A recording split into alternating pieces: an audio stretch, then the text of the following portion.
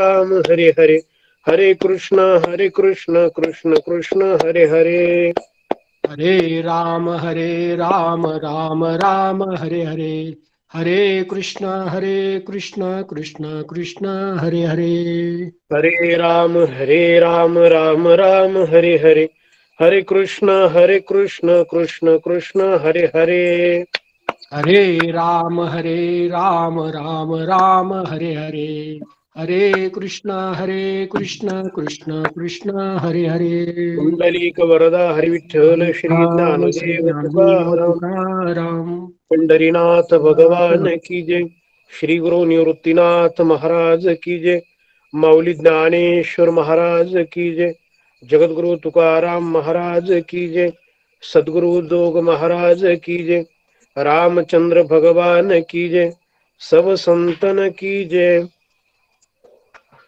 शास्त्रांचे जे सार, वेदाची जो मूर्ती, तो आम्हा सांगाती प्राण सखा, म्हणून नाही अनिकांचा पांग, सर्व झाले सांग नामे एका, सगुण निर्गुण जयाची ही अंगे, तोची आम्हा संगे क्रीडा करी, तुका म्हणे आम्ही विधीचे जनिते, स्वयंभू आईते केले नहो। शास्त्रांचे जे सार, वेदाची जो मूर्ती, तो आम्हा सांगाती प्राण सखा, म्हणून नाही अनिकांचा पांग, सर्व झाले सांग नामे एका, सगुण निर्गुण जयाची ही अंगे, तोची आम्हा संगे क्रीडा करी, तुका म्हणे आम्ही विधीचे जनिते, स्वयंभू आईते केले नहो।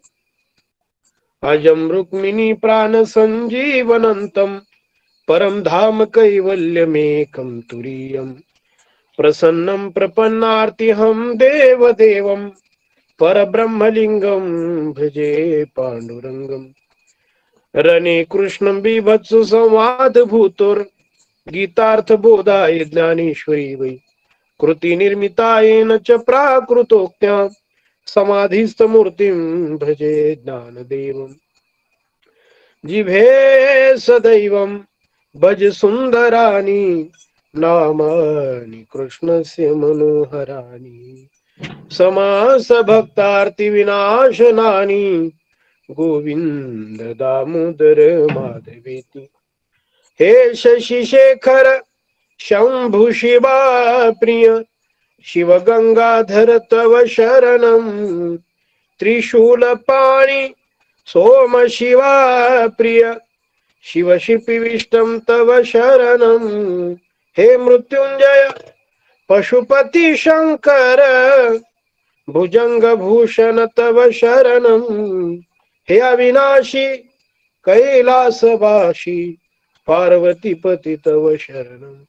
अखंड मंडलाकारं व्याप्तमेन चराचरं, तत्पदं दर्शितं येन तस्मै श्री गुरवे नमः, तस्मै श्री गुरवे नमः। अतुलित बलधामं हेम शैलाभ देहं, धनुजवन कृशानुं ज्ञानिनामग्रगण्यं, सकल गुण निधानं वानराणामधीशं, रघुपति प्रिय भक्तं वात जातं नमामि। मंगल मूर्ति मारुति नंदन, सकल मंगल मूल निकंदन, पवन तनय संतन हितकारी, हृदय विराजत अवध बिहारी।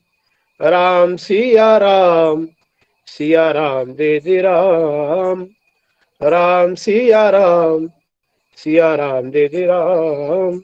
शास्त्रांची जी सार, वेदाची जो मूर्ती, तो आम्हा सांगाती प्राण सखा, म्हणून नाही अनिकांचा पांग, सर्व झाले सांग नामे एका।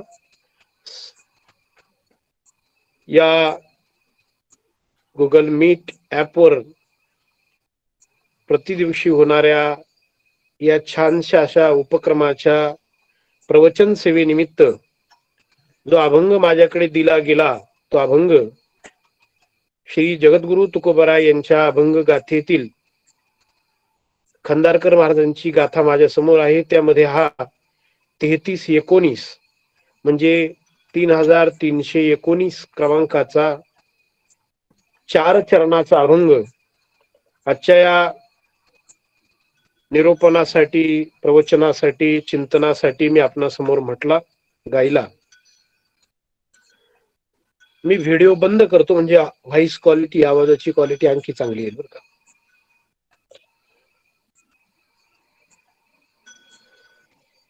शास्त्रांचे जे सार वेदाची जो मूर्ती, तो आम्हा सांगाती प्राण सखा.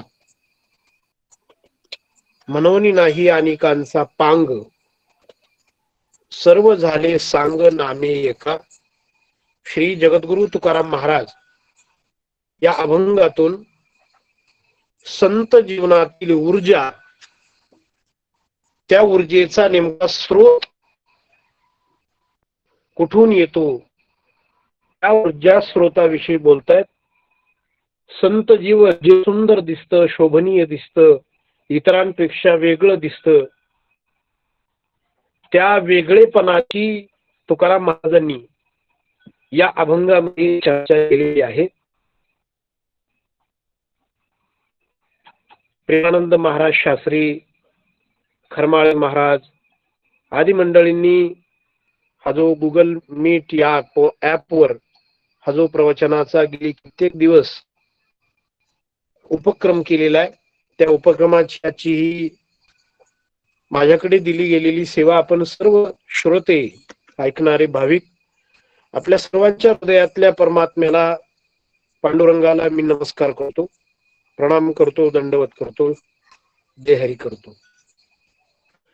संत जीवन आणि सामान्य मनुष्याचं जीवन हे वेगळं आहे. आपण नेहमी ऐकतो, म्हणतो की संत नवती जगा मानसा त्या सारिखे. संत हे इतरांपेक्षा काहीतरी वेगळे, विशेष, आणि त्यांचं ते विशेष किंवा त्यांच्या जीवनातील वैशिष्ट्य वेळोवेळा आतापर्यंत जगाला जाणवलेलं आहे. म्हणून तर मोठे मोठे तानाशाह, राज्य करणारी माणसं संपून गेली, त्यांच्या मूर्त्या, त्यांचे पुतळे सुद्धा शिल्लक नाही. त्या अलेक्झांडर ग्रेट नावाच्या राजाच्या जीवनातली कथा आहे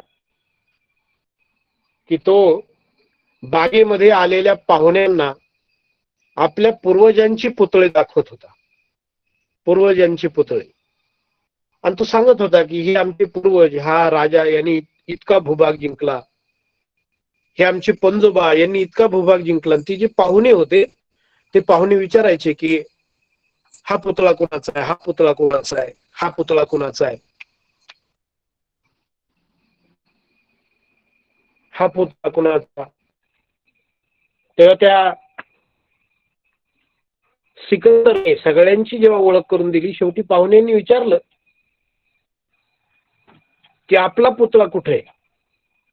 सिकंदर साहेब, राजे, आपला स्वतःचा पुतळा कुठे? तेव्हा सिकंदरने उत्तर दिलं होतं की माझा पुतळा मी बसवणार नाही, माझ्याऐवजी मी माझ्या गुरुजींचा म्हणजे सॉक्रेटिसचा पुतळा बसवणार आहे. ते पाहुण्यांनी आश्चर्य व्यक्त केलं की आतापर्यंत एवढे जे पुतळे पाहिले मी, यांच्यात जीवनामध्ये तुमच्या इतका पराक्रम नाही. तुम्ही ज्ञात असलेलं सगळं जग जिंकलं. युरोप आणि आशिया खंड सिकंदरच्या वेळी ठाऊक होता, ते सगळं जग आपण जिंकलं. तरी आपण असं म्हणता की आपला पुतळा आपण बसवणार नाही का म्हणून. तेव्हा सिकंदरने उत्तर दिलं होतं यासाठी की तुम्ही जशी विचारत होते ना की हा पुतळा कोणाचा आहे, हा पुतळा कोणाचा आहे, उद्या 200-500 वर्षांनी सुद्धा विचारलं जाईल की हा पुतळा कोणाचा आहे. माझ्या वंशातील राजा किंवा माझ्या वंशातील पुढच्या पिढ्या उत्तर देतील की 200-500 वर्षांपूर्वी आमच्या कुळामध्ये, आमच्या पूर्वजांमध्ये एक राजा होऊन गेला, अलेक्झांडर सिकंदर किंवा अलेक्झांडर दी ग्रेट, असा उल्लेख होईल. पाहुणे पुढच्या पुतळ्याकडे बोट करून विचारतील की हा कोणाचा आहे, माझी चर्चा थांबून जाईल.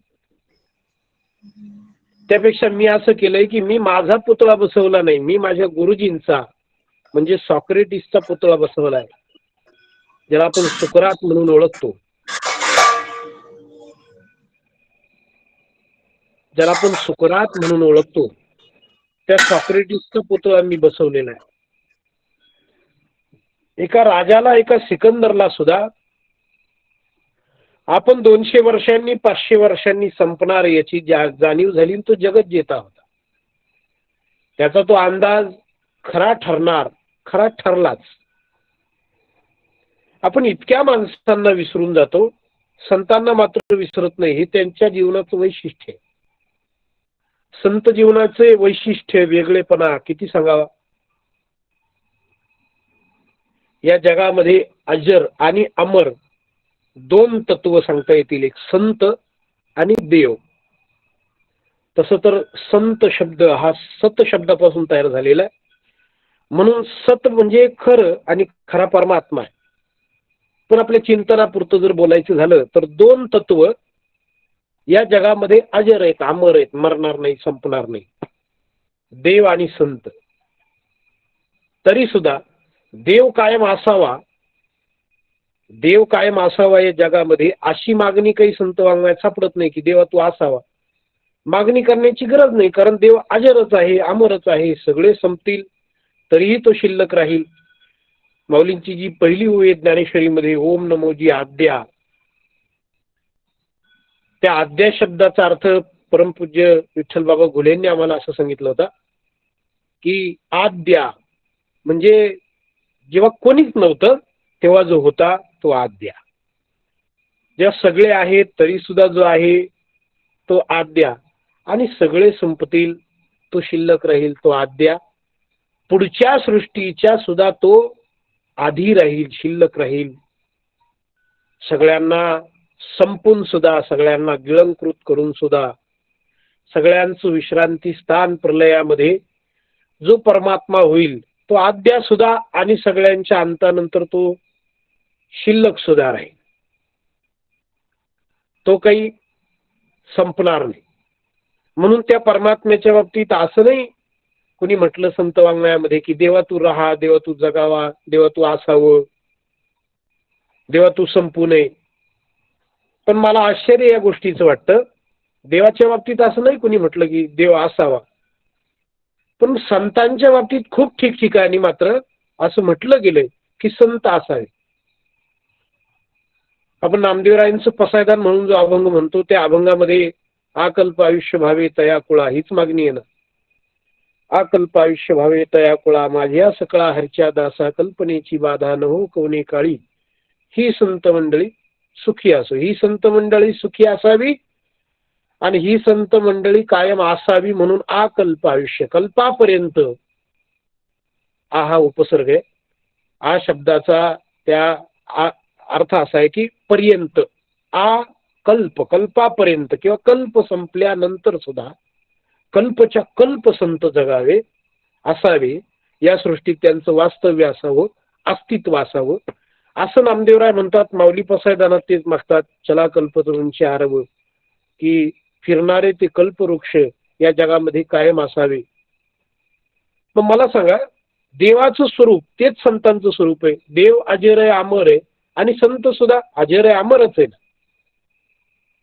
पूज्य बाबांची एक सुंदर व्याख्या कुरेक बाबांची, संत म्हणजे कोण? ज्याचा अंत नाही तो संत, जो कधी मरत नाही, जो संपत नाही. मरणा हाती सुटली काया, विचारे या निश्चये नासोनी या गेली खंती. किंवा खूप अभंग आहेत, मरण माझी मरुणी गेले मज केले अमर, किंवा मरणाही आधी राहिलो मरुणी, किंवा भोगावरी आम्ही घातला पाषाण, मरणा मरणानी येले. आम्ही भोगाला संपवलं आणि मरणाला मारलं, म्हणजे आम्ही शिल्लक राहिलो. माऊली आज नाहीत का? काय माहित.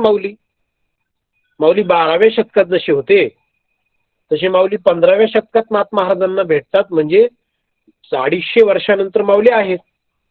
तेच माऊली जोग महाराजांना 19व्या शतकाच्या प्रारंभाला भेटतात. याचा अर्थ 19व्या शतकाच्या सुरुवातीलाही माऊली आहेत. आणि आज सुद्धा कुणी जर अनुष्ठान करेल, कुणी जर श्रद्धा ठेवील, तर ज्ञानदेव ज्ञानदेव म्हणता ज्ञानदेव देतो. आजही माऊली भेटतील. मग मला सांगा, माऊली जर कायम आहेत, संत जर कायम आहेत, संत सुद्धा मरत नाहीत, संत सुद्धा अमर आहेत, तर संत असावे या मागणीला काय अर्थ आहे? या मागणीला इतकाच अर्थ आहे की त्यांचं असणं हे फार आवश्यक आहे, आणि जी फार आवश्यक गोष्ट आहे ती वारंवार आग्रहाने सांगितली जाते. आपण एखाद्या कार्यक्रमाचं निमंत्रण करताना दोन प्रकारचं निमंत्रण करतो. एक निमंत्रण निमंत्रण असतं, एक निमंत्रण आग्रहाचं निमंत्रण असतं. त्यांनी यावंच ही जी अपेक्षा आहे ही आग्रहाचं निमंत्रण आहे. तसं संत जरी अंतरहित असले तरी सुद्धा संत असावे हा जो आग्रह आहे, हे जे मागणं आहे, हे त्या आग्रहाच्या निमंत्रणासारखं आहे. कारण त्यांचं असणं या जगासाठी फार आवश्यक आहे. त्यांचं असणं या जगासाठी अत्यावश्यक आहे. नुसतं आवश्यक नाही, अत्यावश्यक आहे. हे संत जीवनाचं वैशिष्ट्य वेगळेपण आहे. संत वेगळे.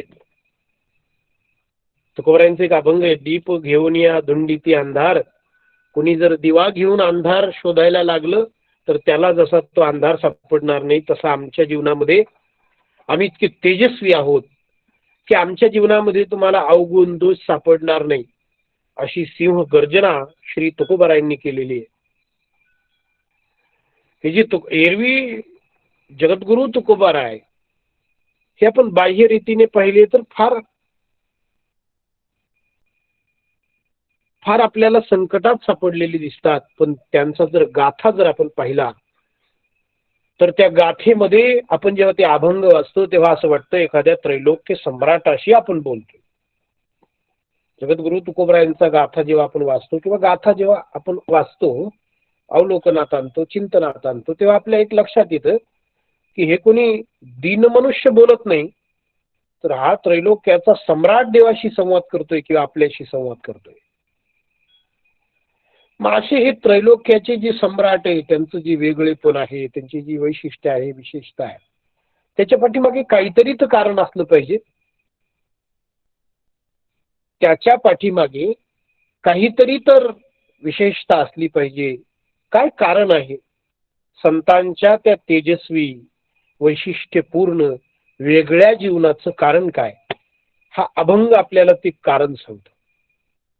श्री तुकोबाराय असं म्हणतात की आमचं जीवन ज्याच्यावर अवलंबून आहे, जो आमचा सोबती आहे, जो आमचा संगाती आहे, त्या संगातीमुळे आमचं जीवन एवढं शोभनीय आहे, वेगळं आहे, वैशिष्ट्यपूर्ण आहे. मग महाराज सांगा, तो सोबती, तो आपला सांगाती, तो आपला जीवलग, प्राण, सोयरा, मित्र, दोस्त, फ्रेंड नेमका कोण आहे? श्री तुकोबारायांचं म्हणणं आहे, शास्त्रांचे जे सार, वेदाची जो मूर्ती.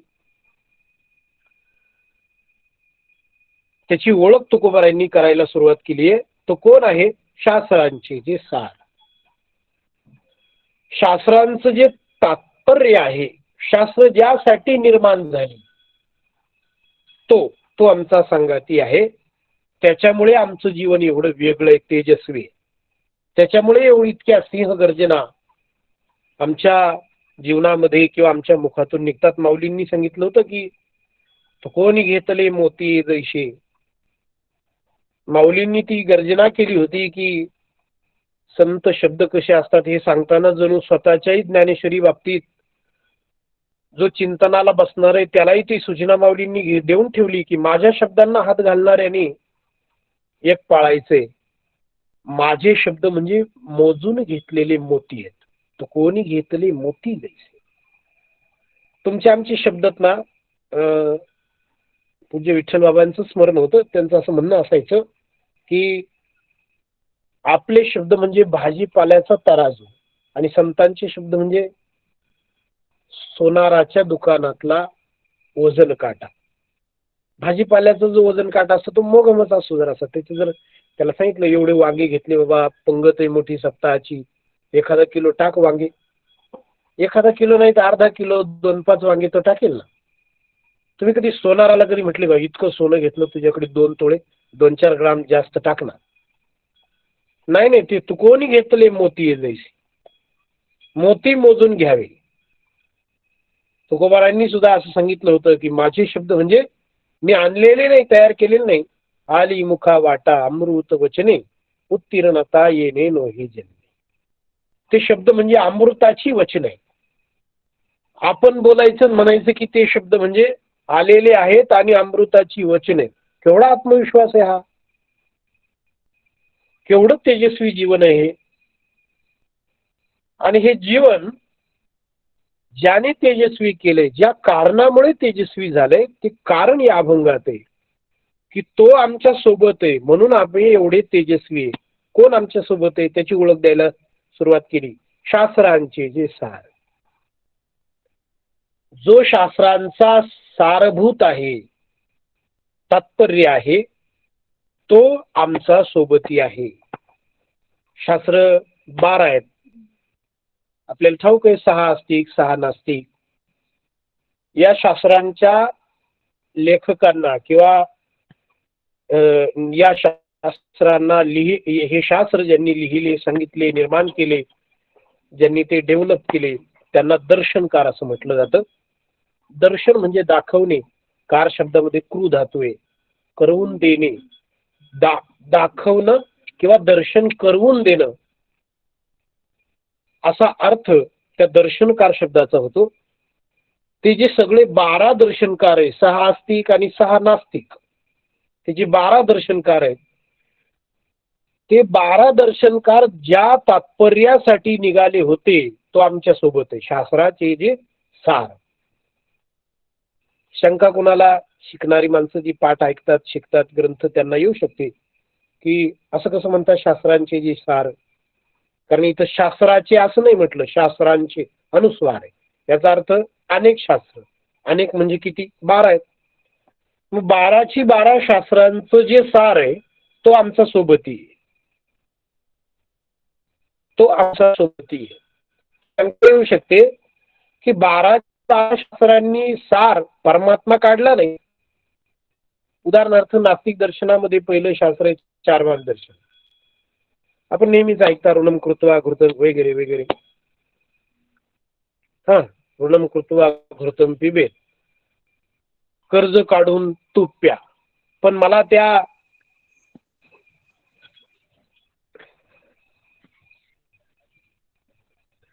मला ते चार्वाका विषयी सुद्धा जरा आदरच वाटलं बरं का खरमाळे महाराज. तर यासाठी की त्याने ऋण काढायला सांगितलंय पण तूप प्या म्हणतो. किमान किमान त्याला काय प्यावं काय खावं हे तरी कळतं. तो असं नाही म्हटलं की ऋणम कृत्वा सुराम पिबेत म्हणजे कर्ज काढा दारू प्या, असं तर नाही म्हटलं. याचा अर्थ बुद्धिवान असला पाहिजे. मग आता चार्वाकाने शेवटी त्याच्या चार्वाक दर्शन नावाच्या शास्त्राचं सार काय काढलं, तर त्याचं असं सार निघालं की काय देह तोची देव, भजन ते भक्ती, भोजन ते भक्ती, मरण ते मुक्ती पाखांड्याची किंवा पाखांडाची.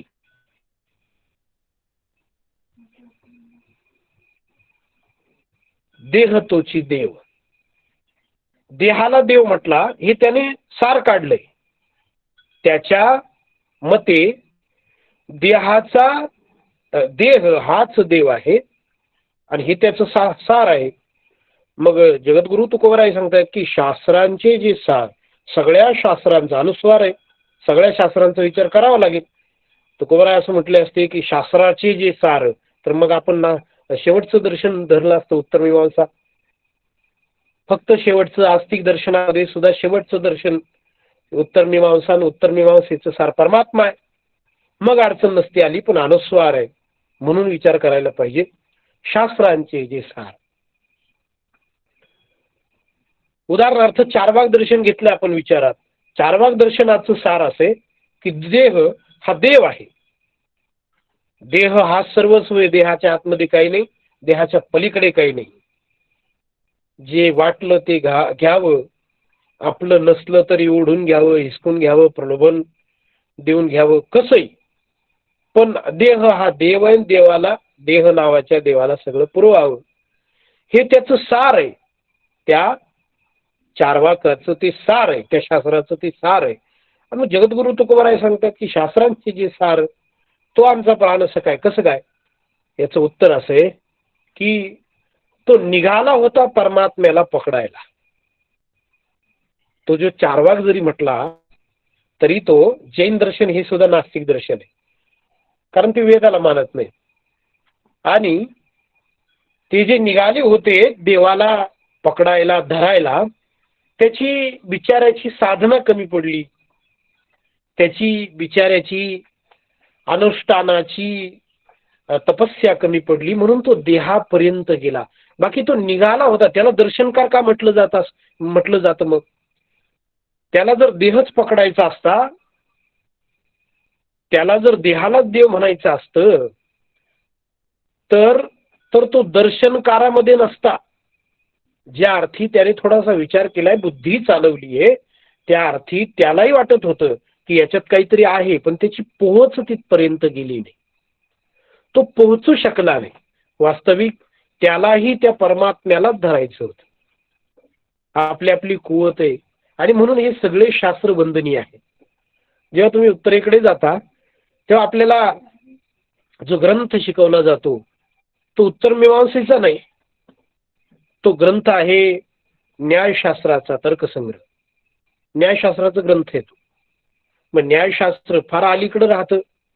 बुद्धी प्रवीण होण्यासाठी, बुद्धी शास्त्रात प्रविष्ट होण्यासाठी, कारण तो परमात्मा तीक्ष्ण अशा बुद्धीला जाणवतो, असं उपनिषदाचं म्हणणं आहे. दृश्यते त्वग्रया बुद्ध्या.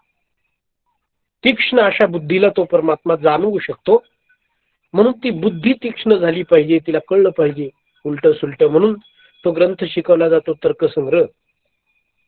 तो न्यायशास्त्राचा ग्रंथ आहे. का शिकवला जातो? कारण ते सगळे शास्त्र परमात्म्यापर्यंत पोहोचण्याच्या शिड्या आहेत, पायऱ्या आहेत. पुरुषार्थांचं सुद्धा तसं. धर्म, अर्थ, काम आणि मोक्ष. मोक्षापर्यंत जाण्यासाठी धर्माच्या अधीन राहून अर्थ कमवावा, धर्माच्या अधीन राहून कामाची उपभोगिता जीवनात जर घेतली तर शेवटी मोक्ष मिळेल. ती जशी शिडी आहे, ते जसे सोपान आहेत, तो जसा क्रम आहे, तो शास्त्रांचा सुद्धा क्रम तसाच आहे. हे सगळे शास्त्रकार आवश्यकच आहे. हे सगळे शास्त्रकार आवश्यक आहे. कोण कुठपर्यंत पोहोचला, कोण कुठपर्यंत पोहोचला, आणि ती सगळी मोठी माणसं आहेत. मोठी माणसं. मी तर असं म्हणतो की ते सगळे शास्त्र परमात्मापर्यंत जाण्यासाठी एका शिडीच्या त्या पायऱ्या आहेत, सोपान आहेत, स्तर आहेत, श्रेणी आहेत, क्लास आहेत. जे आपल्याला शब्द आवडेल तो घ्या. म्हणून ते सगळे दर्शन, बुद्ध दर्शन सुद्धा परमात्म्याला. गौतम बुद्ध सुद्धा यशोधरेला 23 वर्षांची पत्नी होती यशोधरा, स्वतः फार सुंदर होते. त्यांच्या अंगाचं वर्णन असं ते इतके सुंदर होते की लिंबाची अंगकांती, लिंबू जसं दिसतं तसं त्यांचा देह होता. अप्रतिम देखणे होते. आणि ती यशोधरा सुद्धा जगातली सुंदर स्त्री होती फार.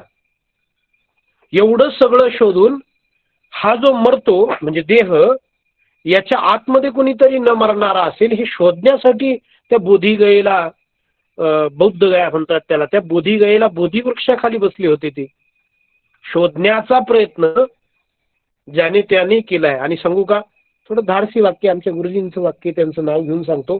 मी ज्यांच्याकडे शिकलो उत्तरेमध्ये, सद्गुरू ब्रह्मलीन श्री ओंकारानंद स्वामी महाराज, त्याचे म्हणायचे की हे सगळे दर्शनकार पोहोचलेले आहेत. हे सगळे दर्शनकार त्यांच्या कैवल्याला, मोक्षाला पोहोचलेले आहेत. फक्त प्रत्येकाला ते शब्दात मांडता आलं नाही. परत एकदा वाक्य सांगतो की सगळे जे दर्शनकार आहे, नास्तिकांसकट सगळे त्यांच्या कैवल्याला पोहोचलेले आहेत. फक्त प्रत्येकाला योग्य अशा शब्दांमध्ये उपदेश नाही करता आला. म्हणून सगळ्या शास्त्रांचं शेवटी जाणं, गंतव्यस्थान, किमान दिशा, किमान ते निघाले तेव्हा ज्या दिशेने प्रवास होता तो प्रवास होता परमात्म्याच्या दिशेने, पांडुरंगाच्या दिशेने. म्हणून तर शास्त्रांचा उल्लेख अशा अभंगांमध्ये फार येतो.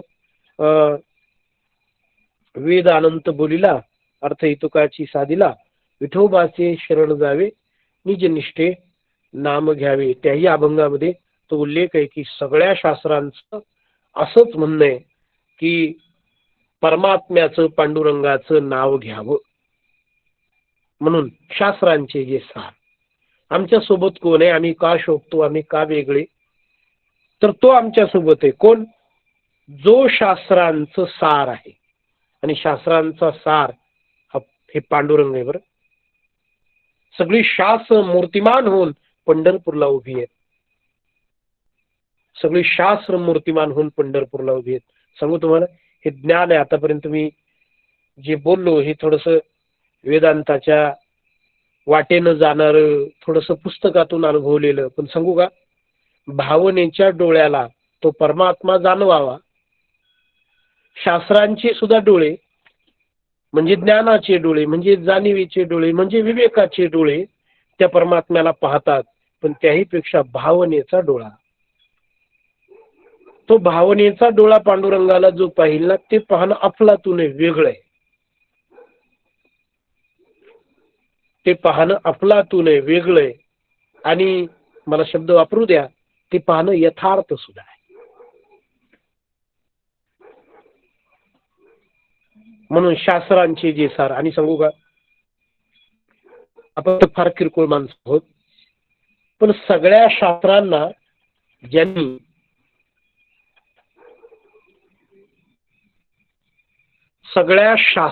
ज्यांनी गौरव दिला ते शंकराचार्य. मी परत एकदा वापरतो की सगळ्या शास्त्रांना त्यांनी गौरव दिला. का? म्हणून काही शास्त्र त्यांनी पूज्य मानली, काहींचं खंडन केलं, तरी सुद्धा तो त्या शास्त्रांचा गौरव आहे. काही स्पर्श इतके मोठे असतात, काही स्पर्श इतके मोठे असतात की त्यांनी कोणालाही स्पर्श करावा, तर त्याचं खंडन झालं तरी सुद्धा खंडन झालेलं ते दिव्य होत असतं. एवढा तो स्पर्श मोठ्या माणसाचा असतो. म्हणजे कोणाच्या तरी कीर्तनात मी ऐकलेलं वाक्य, वक्त्याचं नाव आठवत नाही, त्यांचं असं म्हणणं होतं की तुकोबारायांनी जर आपल्याला चप्पल फेकून मारली तर तुकोबारायांच्या त्या चरणपादुकांचा, चपलेचा तो अपमान आहे आणि आपला तो गौरव आहे. परत एकदा सांगतो, तुकोबारायांनी त्यांच्या पायातलं काढून आपल्याला जर मारलं, फेकलं, तर तुकोबारायांच्या पायातल्याचा तो अपमान आहे, कारण त्याला आपल्यासारख्या सामान्याचा स्पर्श झाला. आणि आपला तो सन्मान आहे, गौरव आहे की आपल्याला जगद्गुरु तुकोबारायांसारख्या महात्म्याच्या पायातल्याचा स्पर्श झाला, आपला तो गौरव आहे. तसं आचार्यांनी सगळ्या शास्त्रांना गौरव दिला. काहींचं खंडन केलं, काहींचं मंडन केलं, काहींना पूज्य मानलं. ते शंकराचार्य शास्त्राची साक्षात मूर्ती म्हटलं तरी सुद्धा वावगं ठरू नये. ते आचार्य, त्या आचार्यांना